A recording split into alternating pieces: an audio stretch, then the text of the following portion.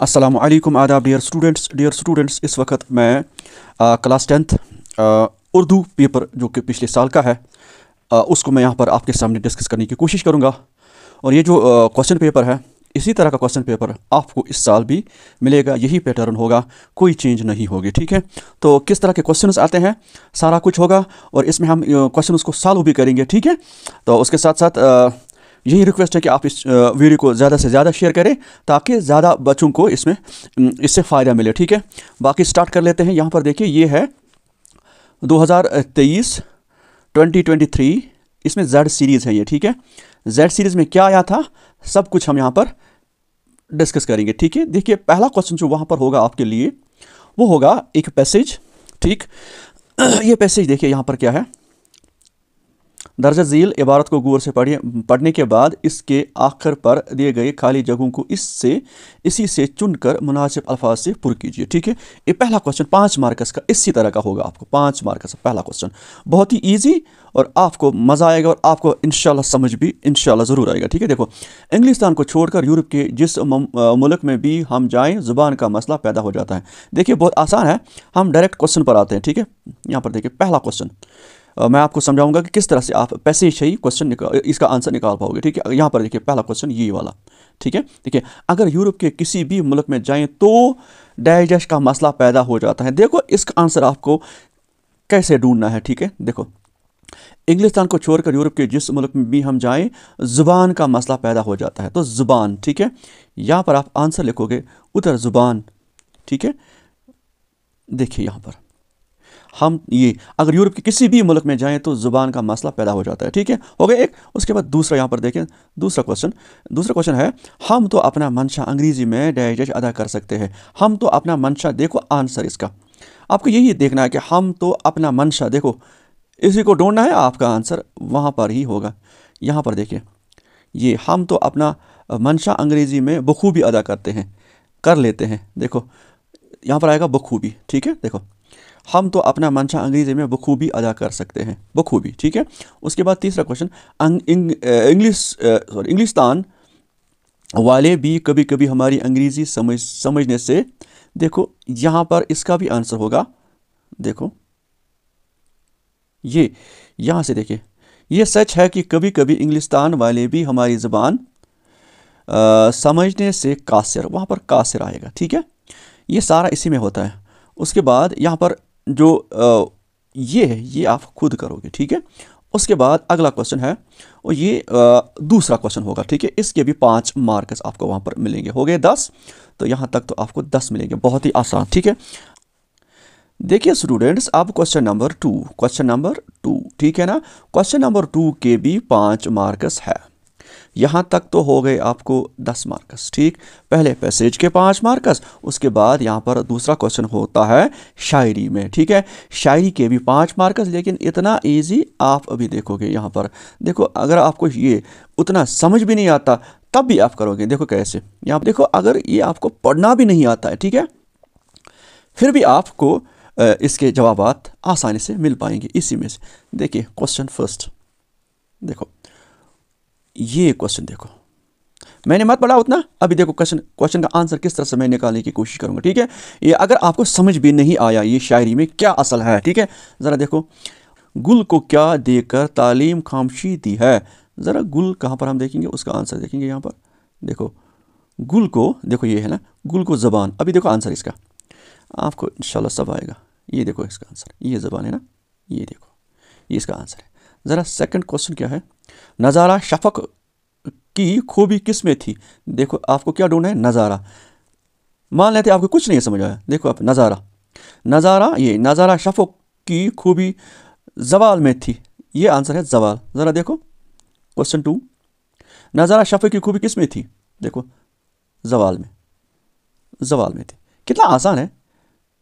उसके बाद तीसरा क्वेश्चन, रंगीन किसको किया गया। अबे रंगीन किसको किया गया, देखो इसका आंसर इसी में आपको देना। देखो ये देखो ये लाइन, ये वाली लाइन, रंगीन किया शहर को। ठीक है ना, अभी देखो आंसर,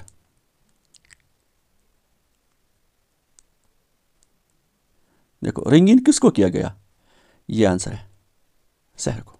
कितना आसान, बहुत ज़्यादा आसान। उसके बाद ये शायरी जुज़ किस नज़म से लिया गया है ये आप खुद देखोगे, ठीक है, बहुत आसान है।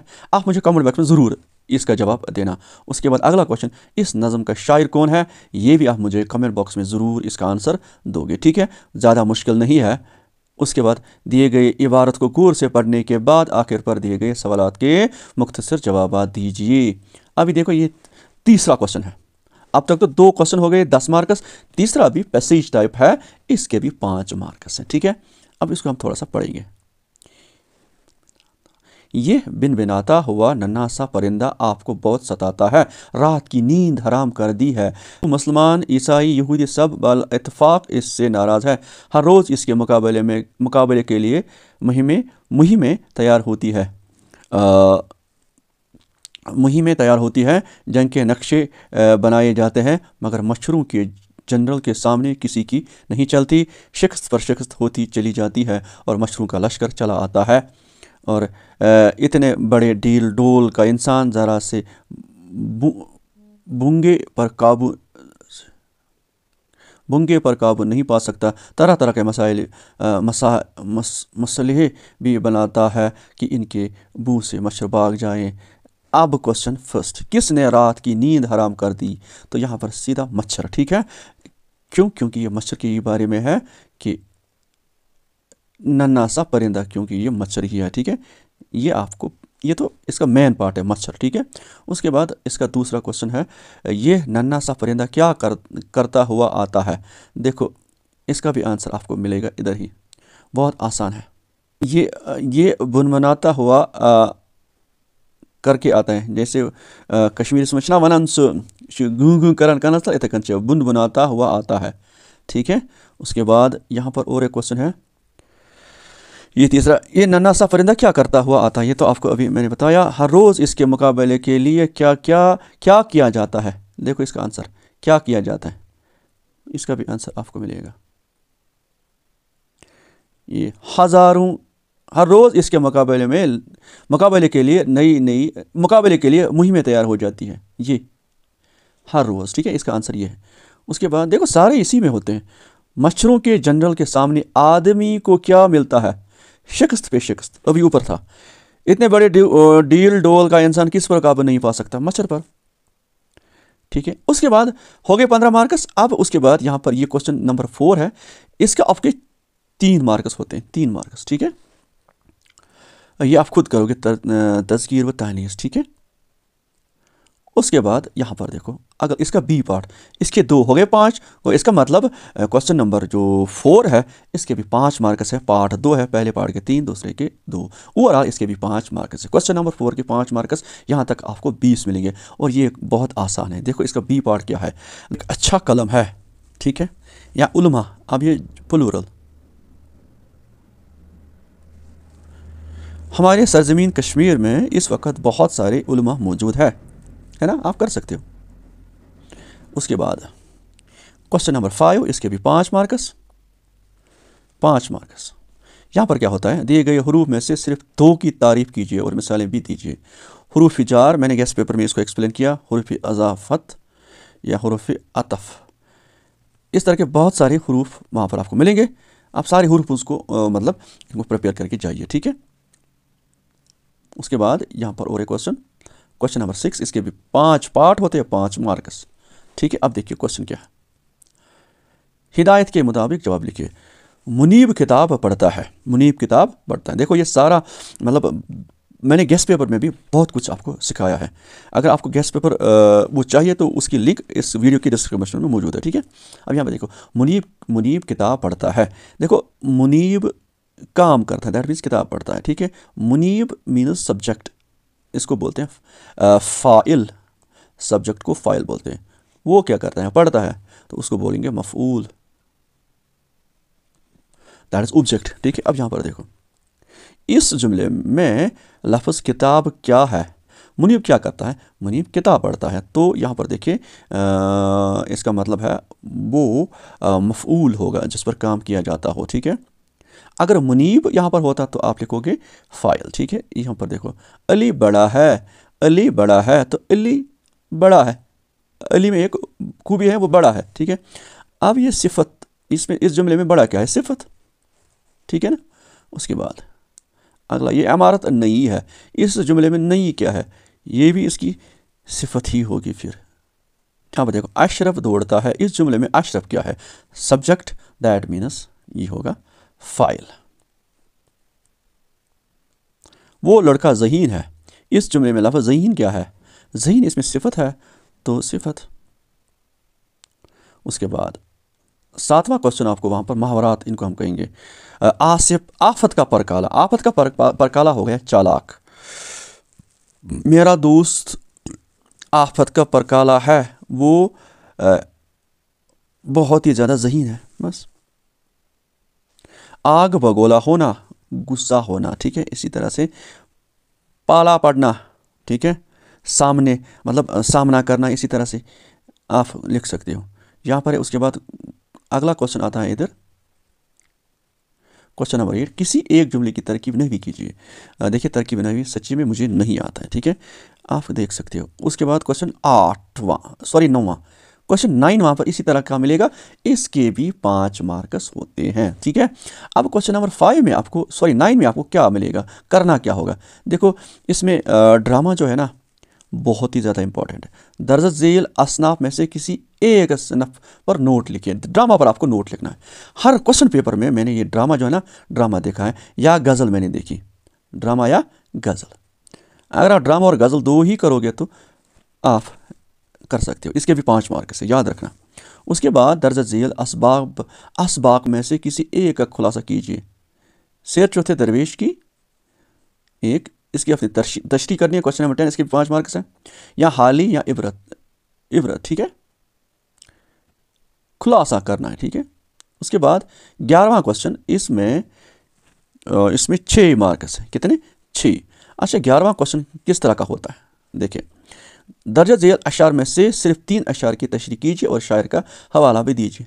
यहाँ पर आपको क्या मिलेगा? एक शायर, दूसरा, तीसरा, चौथा और साथ साथ 5वां। 5 इसमें और एक 6 है, कभी 5 होते हैं, कभी 6। इनमें से कितने करने हैं आपको? तशरीह करनी है और शायर का नाम भी लिखना है, सिर्फ 3, ठीक है। उसके बाद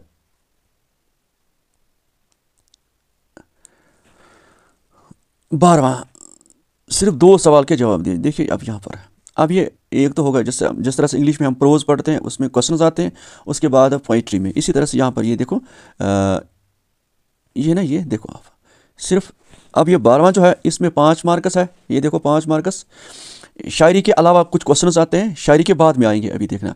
ये देखो, पहला क्वेश्चन क्या आता है? मलिक सादिक कौन था और शाहजादे के साथ इनका क्या रिश्ता था? एक क्वेश्चन, लोगों को धोखा देने के लिए हुजन कौन कौन सी चीज़ें अपने पास रखती थी? ये क्वेश्चन, पंडित चंद्र दर अपने पेशे से क्यों बेजार थे? बहुत ही ज़्यादा इंपॉर्टेंट क्वेश्चन। और उसके बाद खुश आमद में क्या क्या ऐब होते हैं? अच्छा क्वेश्चन है। तो ये यहाँ पर आपको 4 क्वेश्चंस मिलेंगे, करने सिर्फ 2 ही है, याद रखो। 4 क्वेश्चंस है, करने सिर्फ 2 ही है, ठीक है। उसके बाद 13वां क्वेश्चन होगा, इसमें भी 2 क्वेश्चंस होंगे, लेकिन ये शायरी में होंगे, ठीक है। अब देखो, सिर्फ 2, इस कसीदे को शायर ने शायरी आशूब क्यों करार दिया है? ये अक्सर मैंने ये क्वेश्चन देखा है। उसके बाद दूसरा क्वेश्चन, शायरी में मुफलिसी आदमी को किस किस तरह से सता दिया? मेन क्वेश्चन इसमें, शायर को हर बात में कुल्फत क्यों नज़र आती है? वहदत में कसरत से क्या मुराद है? इनमें से भी आप 4, यहाँ पर 4 क्वेश्चन से 2 ही करेंगे, ठीक है। उसके बाद एक अहम क्वेश्चन, इसके 4 मार्क्स होते हैं। दर्ज झेल अदबा और इशारा में से किसी एक के हवाले ज़िंदगी की तहरीर कीजिए। देखिए, अब यहाँ पर शायर है, एक पर आपने नोट तैयार करना है, लिखना है। यहाँ पर मीर अमन है, डिप्टी नज़ीर अहमद है, आतिश और उसके बाद शाद अजीम आबादी, ठीक है। उसके बाद क्वेश्चन 15 किस तरह का आता है? देखो, क्वेश्चन 15 में 6 मार्क्स। अपने छोटे भाई के नाम खत लिखिए, जिसमें इसे पढ़ने के साथ साथ खेल कूद में हिस्सा लेने की नसीहत कीजिए। ये एक क्वेश्चन उतर आता है। अच्छा, इसके 6 मार्क्स हैं, जहाँ इसमें चॉइस होती है। और ये देखो, अपने स्कूल के सरबराह के नाम डिस्चार्ज सर्टिफिकेट इजरा करने के लिए दरखास्त लिखें। ठीक है, उसके बाद जो 16वां क्वेश्चन है, ये उन्वानात, दैट मीन्स ऐसे टाइप के क्वेश्चन आते हैं। ठीक है, दिए गए उन्वानात में से किसी एक पर 200 अल्फाज पर मुश्तमिल मजमून लिखिए। खेलों की अहमियत, कोविड-19 की तबाहकारियाँ, वक्त की पाबंदी। उसके बाद बस ये हो गया। कितना आसान है। इंशाल्लाह आप ज़रूर अच्छी तरह से इस एग्ज़ाम को पास करोगे। अल्लाह हाफिज़, अस्सलामु अलैकुम।